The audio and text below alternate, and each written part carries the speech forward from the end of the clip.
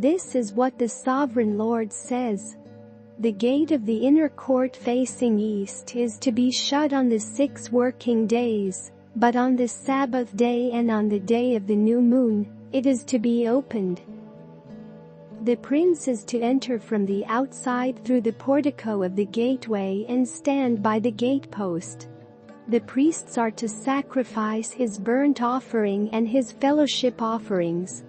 He is to bow down and worship at the threshold of the gateway and then go out, but the gate will not be shut until evening.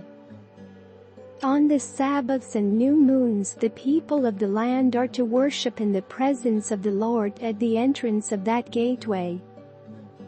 The burnt offering the prince brings to the Lord on the Sabbath day is to be 6 male lambs and a ram, all without defect.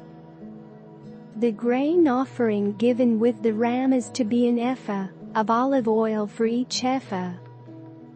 On the day of the new moon he is to offer a young bull, 6 lambs and a ram, all without defect. He is to provide as a grain offering 1 ephah with the bull, 1 ephah with the ram, and with the lambs as much as he wants to give, along with a hin of oil for each ephah. When the prince enters, he is to go in through the portico of the gateway, and he is to come out the same way. When the people of the land come before the Lord at the appointed festivals, whoever enters by the north gate to worship is to go out the south gate, and whoever enters by the south gate is to go out the north gate.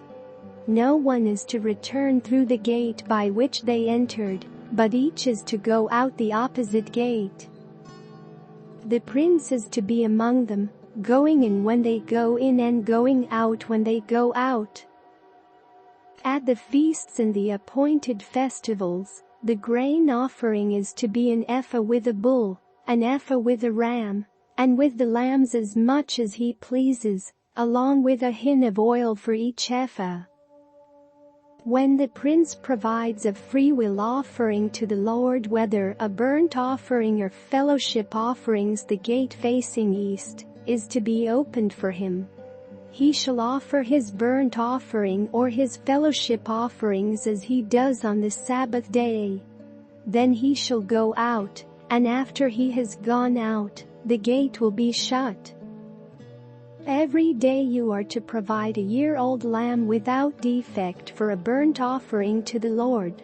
Morning by morning you shall provide it. You are also to provide with it morning by morning a grain offering, consisting of 1/6 of an ephah of oil to moisten the flour. The presenting of this grain offering to the Lord is a lasting ordinance.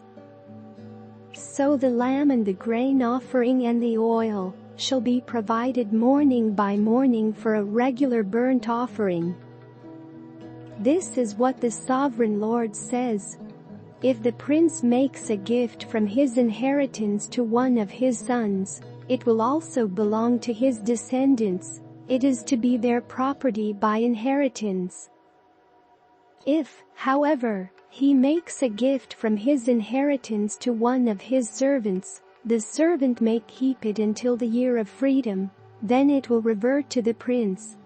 His inheritance belongs to his sons only, it is theirs. The prince must not take any of the inheritance of the people, driving them off their property. He is to give his sons their inheritance out of his own property, so that not one of my people will be separated from their property. Then the man brought me through the entrance at the side of the gate to the sacred rooms facing north, which belonged to the priests, and showed me a place at the western end.